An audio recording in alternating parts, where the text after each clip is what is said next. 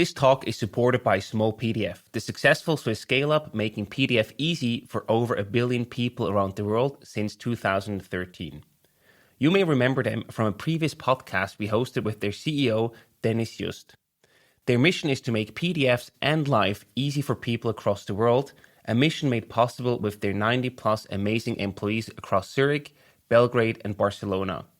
If you want to join this fast-growing Swiss scale-up, visit smallpdf.com/Swisspreneur and apply. A lot of people do not understand what it takes to be an entrepreneur.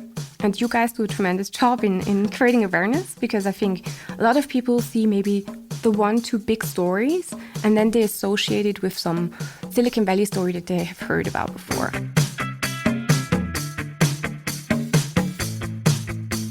Welcome to the Swisspreneur Show, a podcast about startup stories and learnings from experienced entrepreneurs.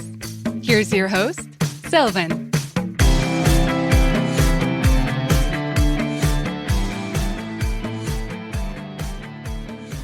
Sandra, a very well welcome to the Swisspreneur Show. It's a pleasure to have you here today.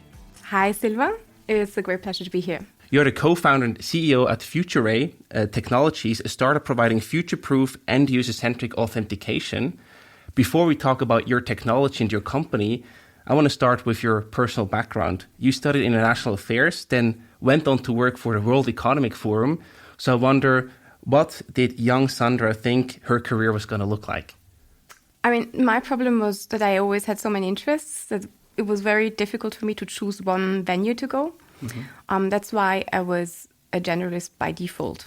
I was always interested in technology, so that was a given. But I was more seeing technology as a sociological driver than anything micro that I want to implement. So for me, the bigger trends were always, I think, my motivation why I looked into technology really early on. How do you then do that if you have that many interests? Do you just go out and try things out, or what was your plan? Yeah, I would say I was always less the academic person than the one hands-on trying out things. So there was one way. So also as an entrepreneur, I enjoy most figuring out things by iterating over a course of times to move things forward. Right.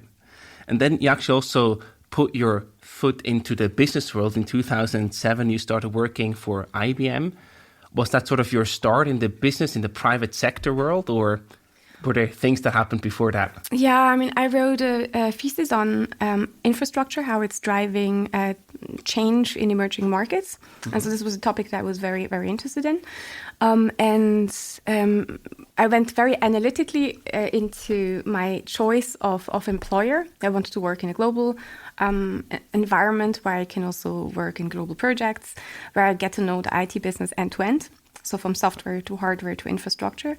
And so IBM was actually a logical choice, and it was a very, very cool time for me. That sounds like a very strategic approach of selecting your employer. Yes. I mean, in the end, it was a strategic approach to shortlist the type of organizations I wanted to be in. But then it was very much a gut feeling, the environment I enjoyed in. And that I think back then IBM offered me the perfect mix. And then you also switched to the startup world later on. Where does your entrepreneurial drive come from? Did you have any entrepreneurs in your family or other role models or people that actually inspired you to do so? So the time when I lived in San Francisco, in the Bay Area, I had the privilege to work with a lot of some of the most inspiring entrepreneurs, both from the Bay Area, but also from Switzerland. And that was most probably when I was exposed mostly to topics that they're dealing with on a daily basis. So it made it for the first time very tangible what it is, what it means to be an entrepreneur. Mm-hmm. But I would say I definitely have some genetic precondition. I have a family of entrepreneurial mindsets that I had very close with me when I grew up. So yeah, this was a natural thing for you then, right? It was never a deliberate choice. Okay. So it really wasn't. I enjoyed a lot the intersection between technology and politics. That was something I did enjoy most. So do advocacy work for technology organizations in the public space. So this is something that I was intrigued by and I enjoyed a lot in my past roles. Or working on data privacy matters, so things that have this intersection between society or technology trends.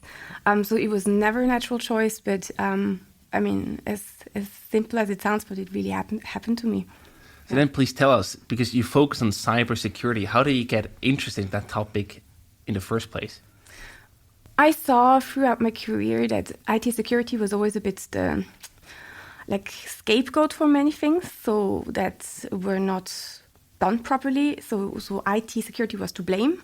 But also more and more you have personalized services, you have self-services, you have digitization across all industries, where it should be kind of an underlying element to making it right for the users, for us in everyday use. And so this massive contrast was a very interesting field I saw for many years. And I had a lot of interest, as I said before, in privacy topics. Right. I had also led some of large security projects in the past. So I've seen how the old world with legacy products would not be able to keep up with this new world that was coming more and more. And that was when actually I met my two co-founders. And this is where the three of us had our passion and still have our passion, and what also connected us to change that and to kind of position how things could be done better. Yeah, please tell us how you met your two co-founders, Nikos and Claudio. How did that happen that you then ended up founding a company together? As it is one of these coincidences, we met through a common friend in Washington. They were both presenting in the Usenix conference, which is one of the top-tier security conferences. They were submitting, one of their paper was accepted to be presented, which was a big honor back in the days. And I initially tried to help them evaluate if what their ideas are and their vision were would be something for a go-to-market. So they were not sure if they want to productize it. And the better we got to know each other, the more we kind of was a natural fit. It was, again, never planned. I had an amazing time in the US. I was not planning to relocate to Europe at this moment in time. But we very quickly clicked and saw that we have a joint vision on how we want to also see the industry moving. And that's where we said, let's join forces and look if this has a potential and validate together. When did you then decide to move back to Europe and to Switzerland especially? I mean, I always wanted to move back eventually. It was just not the moment that was planned. So we gave ourselves, I think, a solid half a year to validate, to have certain market feedback and market traction, and which we managed to get. And that was, I moved already actually early on back and cut ties. So pretty much from the beginning? Yeah. Okay. Yeah. That was a necessity, because I can imagine with the time difference, that would have made things pretty difficult, right? Absolutely. And at this moment in time, for us, US was not a natural fit from a market point of view. So it didn't really add that I was there or the network there. That's why we decided to do it out of Switzerland. I can imagine if I was in your situation, living this life in the US, being super enthusiastic and enjoying it big time, that must have also felt a bit strange, or like you're giving up something, coming back for this strange startup idea that you don't know if it's going to fly or not. Did you feel that you also gave up something, or that you lost something with your life that you built in the US? No, not at all. Okay. For me, I always had the possibility to work on projects abroad. So throughout my career, I was on large IT projects in India or in Argentina. And so for me, it was always opportunities. Like every of these single steps were more opportunities than like a chapter that is closing or something. So for me, it was really getting exposed to these two amazing people that have this absolutely mind-blowing know-how in a specific field that you rarely come across. And since we also matched on a personal level, it kind of naturally, it's kind of a one of a lifetime experience. I don't think I would have founded a company if it was not for the two gentlemen. Wow. So for me, it was again, never a natural evolution of my career. It was really for the topic and for the team that we have built that I decided to do it. Wow. That's like the once in a lifetime opportunity. Look, there may be others potentially, but back in the days, it was really, when you found a company, you have to be immersed by the topic. You know that yourself. I mean, you should like be passionate about that thing for years to come, to put so much energy and of your personal time into it. And that was really one of these topics that I was so intrigued by and so obsessed by, also to solve or to dedicate my time to. Yeah. That's the best starting point. You then said you have given yourself half a year to test the idea, to validate it. What did you exactly do, and how were you then convinced with the traction that you built in that half a year to continue and actually move on with the company? I mean, we gave ourselves a deadline to make sure we have a certain market validation. Back in the days, actually, we were accepted to F10, to the accelerator program, which helped us tremendously to kickstart, because we were exposed in a high frequency to a lot of decision takers. And that was, I would say, one of the core components that gave us the speed initially to really narrow down a scope of product we want to spin out and build. But also to have already committed feedback from the market that they want to work with us, which in a security context is not so trivial.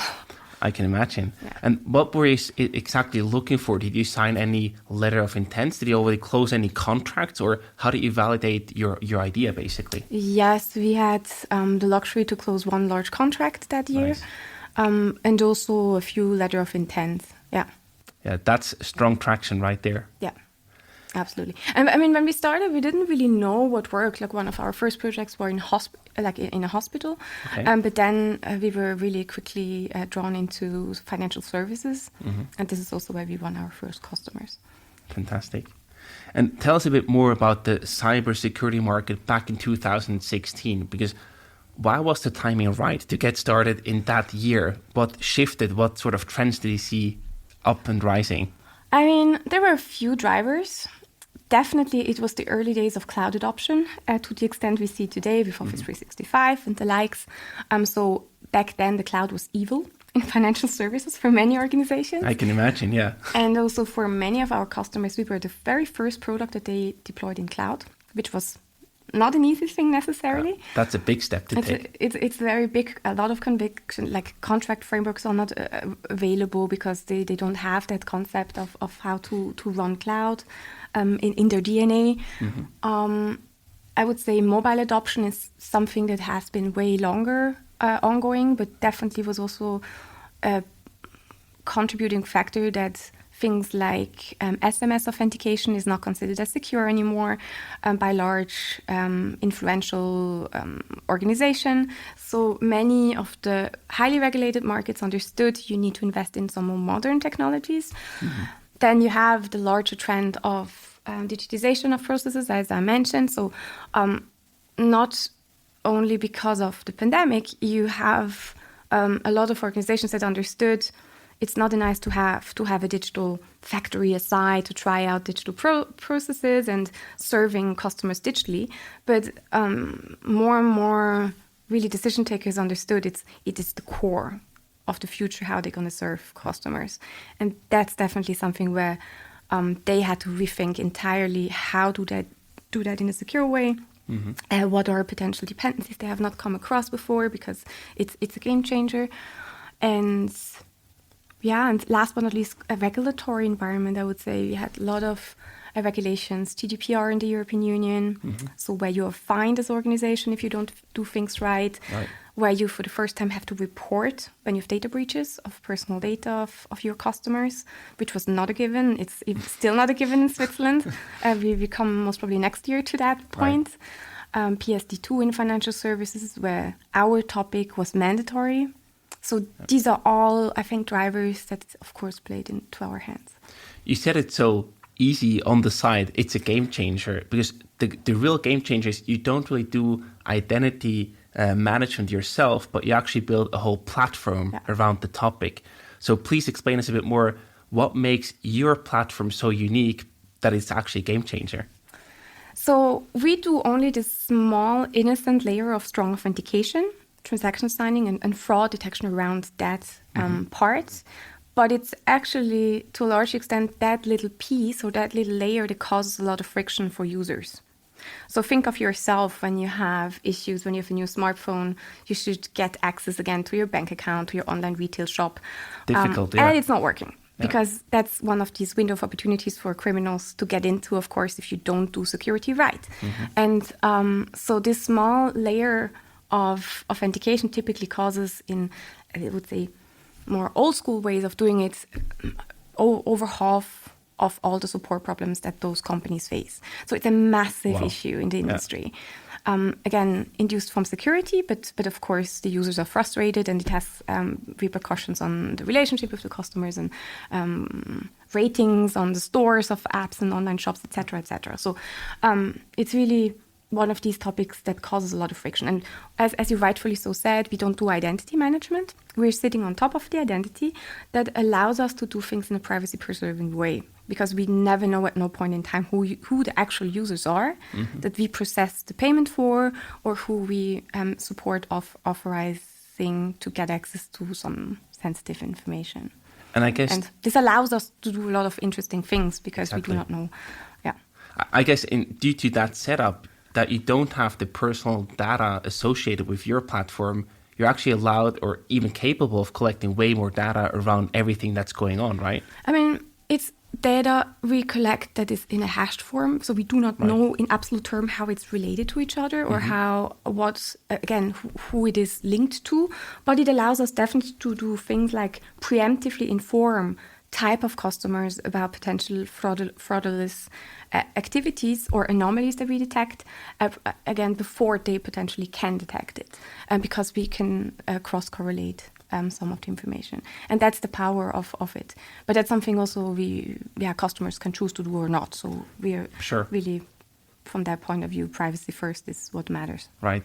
But in that regard, you're not only more secure because you also help them to actually save costs when it comes to the whole support area, and you actually solve that by technology. Absolutely, yes.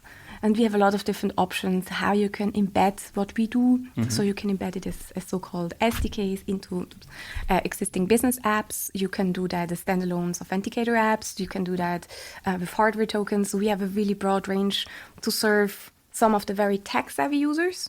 So we work with some of the largest challenger banks in Europe, but also some of the maybe more conservative users, which can be private banks, which can be a citizen portal of a region, of a public organization.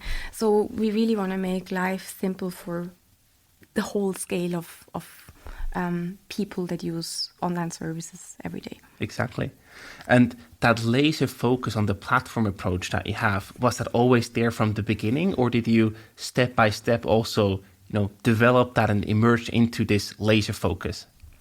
I would say the laser focus was always there, what problem we want to solve, but how we solve it, there are different ways how to do it. I think it became more granular and more precise over time. That we also saw the potential, actually, what we can do even further. It needed a certain critical mass of customers to be able to bring it to the next level. Right. You have assumptions, but you still need to test them. Of course. And talking about customers, who actually are your customers? You mentioned financial services were the first entry points. Who are your customers today? I mean, we started in financial services. For instance, Six Group was one of our first customers. Really big name in financial services for us. We have a lot of retail banks, private banks, but also a lot of those large growing challenger banks across Europe, which is really, really great because they have very different topics in security. Right. But then we moved more and more into health. We have a lot of hospitals, online retail, online stores, or mobile stores, mobile shops online, but also universities, schools, or insurance platforms, so customer portals, anything basically that is customer-facing in a digital way that our customers need to secure. And in that regard, I wonder, there's a big challenge that you have to solve, because you go B2B, right? So your customers are other businesses, but at the same time, the cybersecurity topic, that itself needs a lot of trust that you need to build there. So they have to really trust you to let you in and work with you, basically. Absolutely. How do you do that?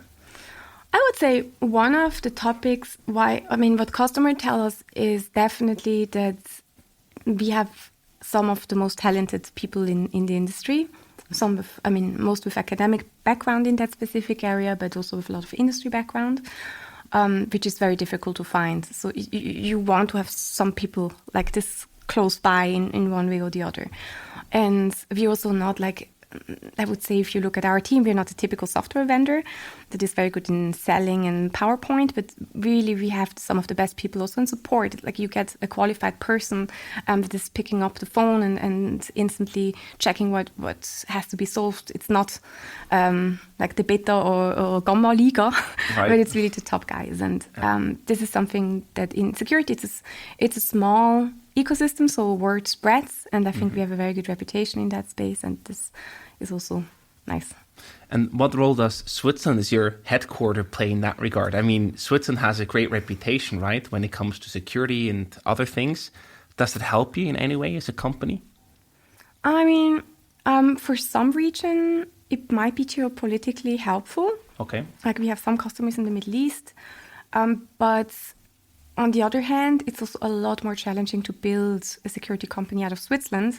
We have not even a homogeneous market here, even less so in Europe, compared to some of our main competitors come from the US. There you have a homogeneous market, you have early adopter mentality.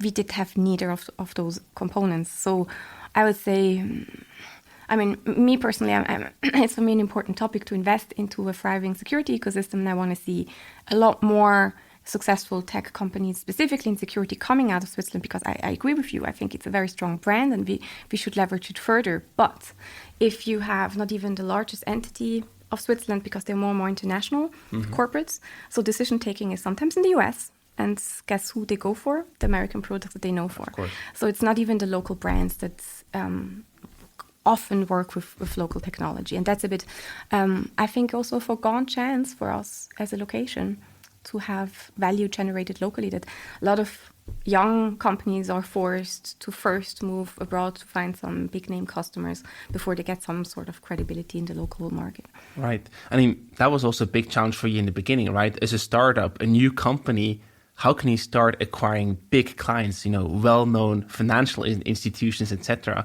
How do you do that? Because they're also, again, of course, it's related to trust, but it's also very difficult to just be there as a startup and get the order in from a larger company. Exactly, and that was where there was also a lot of luck that we had some of these early customers that really trusted in our capabilities to build the product and still do trust in us, so which is not a common thing. And yeah, absolutely, I agree with you. I think everyone in our space needs these early, brave adopters that just want to see also a thriving local ecosystem and take a certain risk. Do you have any tip for anybody listening to this who might be in a similar situation? They say, we have such a great technology, we have an amazing software that we built, but the big companies, they just don't see it. We want to acquire them, but it's really difficult to get a foot in the door. What would you recommend them to do? I mean, it's on both sides. You also need to do your homework. Right. Like many times you have deep tech companies that think, we have the coolest technology and everyone out there waits for us to come. Which is not the case. Which again, you need to be able to translate what you're solving in the market to an industry lingo that it can be understood by your stakeholders and understand what go-to-market, how your product market fit works. So this is your homework. But when it comes to scaling, I think what I always say to local companies when they still come, but how do I know if in 5 years you guys going to still be around? Right. And then I can quote some of the big American names that have not been around that are way bigger than us. Number one, because they had data breaches, because they had other issues. And number two, I always look at data. If you look, for instance, just one example, at ETH transfer data from ETH spin-offs, I think in the last report it said over 93% of all startups in information technology are still around after 5 years, which is a super high number comparatively. And I'm not saying that you should only partner up with ETH spin-offs, not at all. But I think in Switzerland we have a lot of B2B companies that are maybe not the hypergrowth path to the trajectory of a startup, but they will be still around because they really have their raison d'être, because they're solving a specific niche. And oftentimes they have also industry insights that maybe some of the fancy tech companies in the Bay Area doesn't have, because they come out of school. And so it's a bit of a different ball game, but I would strongly encourage everyone to take out as much as you can by collaborating with early stage companies, because worst case scenario, they go bust and you can hire them, which is not a bad thing either, because it's Absolutely. the talent that everyone looks for. Absolutely. If you're close, that's a huge opportunity for your company as well. Exactly. You spent quite some time in the US, so you've seen the local ecosystem. You just described the Swiss way of doing business, where you might not like exaggerate and really, have this whole marketing game to say how big we are, even when we might not be, but really do focus on the technology to do a good job, to deliver. Is that something where we sometimes also undersell ourselves compared to the US competitors? Totally. We can be way better, and we should do our homework. All of the Swiss technology companies, they can learn so much from the US. Absolutely. I mean, I see it in security. You have oftentimes like the big names. When you see how they started with, nothing we would be comfortable going to the market with. Yeah. And then they get these massive funding rounds, they scale the thing, they invest in technology to kind of compensate some of those early issues they had. And then that's how they distribute, like homogeneous market. Then they go global. At that stage, they typically have a market size where they can already purchase strategic partnerships, and it's just a different ballgame. And we can never come close to any of this, because our ecosystem is just not so mature to attract early stage funds that are in the same league, but also not having this know-how that feeds back into a virtuous cycle of know-how with serial entrepreneurs. And it's just a different ecosystem. Is it more the game in the US, from the way that you experience it? Is it more like you're either going to make it big or you're going to break it and, full, like it just doesn't work and you break the company? While we here in Switzerland are more like, I do want to grow, but I also want to grow in a healthy way. So I'll probably just grow much slower and don't have these big ambitions as the US competitors might have. I wouldn't generalize it. Okay. They're very different stories. And right. I think I also I like risk, and I like to go big or not doing it at all. I think it needs some stamina and a big vision to build us out of Switzerland in the first place. But in security, for us specifically, I mean, we have a lot of organizations that trust us, over 110 by now, and I am not willing to jeopardize their trust for scale. This is something that is absolutely, for me, not an option. And from that point of view, in security, you might have different sort of risks you take than in maybe a social media platform. Or nothing against social media. No, of course. It's a different product, different game. Yeah. Would you then say that in Switzerland, in order to get us, to build bigger companies out of Switzerland, is it mainly a funding issue that we don't have these large financing rounds? Or what's the one thing that you would change if you could? If I would change one thing, again, I would sprinkle an early adopter mentality over a lot of decision takers. I think a lot of people do not understand what it takes to be an entrepreneur. And you guys do a tremendous job in creating awareness, because I think a lot of people see maybe the 1-2 big stories, and then they associate it with some Silicon Valley story that they have heard about before. Right. But they don't understand how much personal risk people take, how much also financial risk people take, and how many times things go bust and go bad, and all the sad stories underlying troubles you have. And I think if you understand and are proud of things that happen locally, you are a lot more willing to cheer from the sidelines and to be part of this. And even with small gestures, you can support early stage startups, even to say no to someone because there is a real reason behind. Not being nice sometimes is better. Right. And I think if I could change one thing, it's definitely to instill a bit of this positivity towards local technology. I love that, because we have all the ingredients here that we need to make that happen. And also fundraising is growing, so the numbers also for later stage are increasing. Right. I think a lot of things move into the right direction. Yeah. the culture component. I'm not saying it's a fault of someone, but that's the one thing I would most probably look into. Yeah. I also want to talk about an additional challenge that you encountered along the growth journey of your company. It's called internationalization. So you actually have an international team now. So what were some of the biggest challenges of building your company, not only in a remote first way, but also in an international way by having employees in all different places? I think it's, for us, we have been remote by default. We want to give freedom to people's lifestyles, how to do things. But you still need to enable everyone being part of a team life. So the people that are maybe physically more close to the company, but also the ones that are remote most of the time. And that's a constant challenge. That's something I think a lot of companies have, not just because of the pandemic back. Yeah. Right. And how do you do that? Do you have also fun activities that you plan in your remote settings, or do you do like annual or half-year offsets where you fly everybody in to have the physical interaction? How do you do that? It's a mix of actually both of that. Okay. To have in regular interval exchanges, also fully remote with the entire team, to have the chance to also meet your peers in a different environment, not just in the work context, but also having everyone together, I think is extremely important to have a personal basis. And can you share a bit more how you communicate internally in a remote setting? Do you do I heard people doing weekly update emails to the whole team.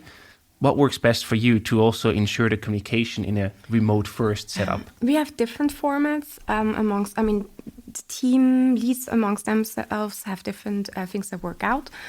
We have weekly stand-ups, which is something similar, where we get teams giving a brief, very high-level insight into the topics that are relevant for the entire team, and to also put into context what your personal topic is in relation to that team presenting.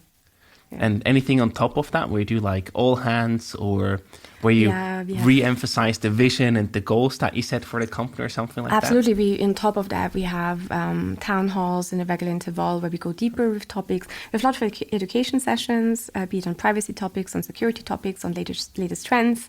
This is really also triggered by a lot of the team members that attend conferences or interesting topics. And we encourage everyone to be part of it. So it's very varied. The sort of we always encourage also to reach out to peers, to understand how others do things, to learn, to grow together by learning from others how they do things. So this I think very strongly part of the culture that we have. Cool. And one other part, if you acquire new clients, because your clients can come from all over the world, basically, right? So how do you decide what you do locally in that specific market, and what do you want to do in a central way, where you say, these are functions or tasks that we do in a central location? The product innovation happens all centrally. That's the core of our technology. When it comes to support, maybe in terms of how to best make use of our technology, that's something we could potentially do locally, but more we want to build up partners that do that for us. So we would at most support our partners to be able to do that. And then it's really distribution is of course locally, very much locally, but everything that technology is more dealt with in a central way.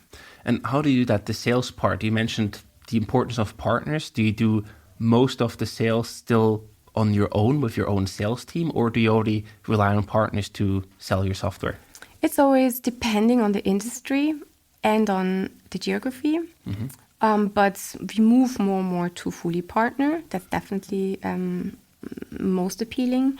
But again, it's also case by case. Right. Some markets work very well directly, so it's very difficult to generalize. So yeah, you see what the market needs in that specific country, and then you adapt. I think you have to. It's good to have a strategy and to build a model to implement it, but in the end, you also have to be flexible enough to understand market trends and what works best.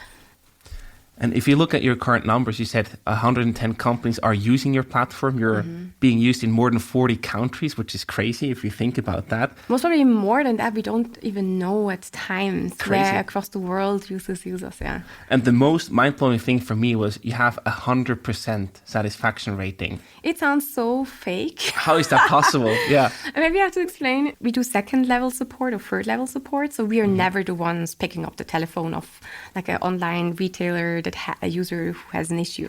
Right. So we are only coming into play once the issue is, there was a triage and it's us being able to deal with the problem. So this brings it to a lot lower involvement we have with those customers, and oftentimes also partners do the first level support or our customers directly. But again, I think it stands and falls with the type of quality of the team that we have. We are not one of these software vendors that is selling great stories and then has the juniors or the beta team. With all my respect for juniors, I think it's super important to build up juniors. Right. But to have the beta team, but we have really the cracks on the topic, so it's efficient how we deal with those problems, and that's what also we keep hearing from our customers, that they really enjoy working with us throughout, from sales to project to product team to support. So the simple answer is just an overall really great customer experience. Yes, I would say so. Absolutely. And of course, now we also wonder, what are your plans for the future? Like, what are the priorities and the things that you want to build and work on in the near future with your company? What's next, basically? I mean, we want to scale it to the next level, which for us means diving into new verticals, diving into new geographies, building at scale a product. Mm-hmm. And building the team along for the next phases. For me personally, I want to see a thriving cybersecurity ecosystem in Switzerland. So I'm very emotional in building something that we, a few years ahead, look back and say, wow, this was the foundation. A few companies made it, and this is something we can build upon for the next generation that is even better and more efficient because they learned from us, the earlier generations. Right. That's something that would make me proud. Great. To wrap up today's episode, we also prepared some rapid fire questions for you. So I either give you a few different options to choose from or a simple question, and you have to answer in one sentence. You ready?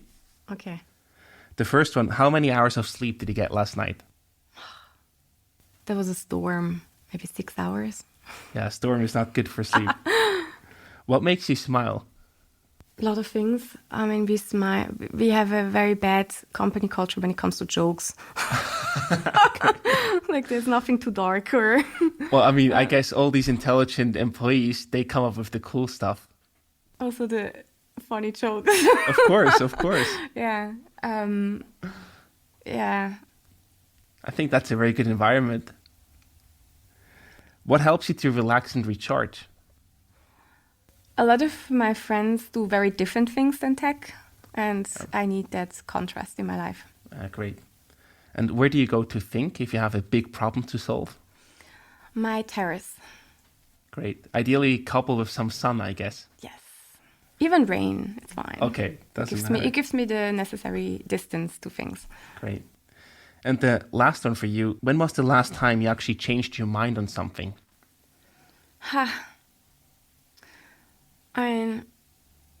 In one sentence, it's a tough one. It's okay, you can also use more than that. Yeah, I think I'm a very emotional public transport user, and I always try to optimize. I'm always 10 minutes behind schedule, and I always try to optimize, so I change constantly my mind which transport I take to be in time. It worked very well. You were well ahead of time today. You don't know what was behind. That's all right. Yeah. Sandra, thank you so much for stopping by. It was a pleasure to talk to you. Lots of success and all the best for the future. And we're very excited to see what you're building with your company. Thank you, Sylvan. Good success to everything you do as well.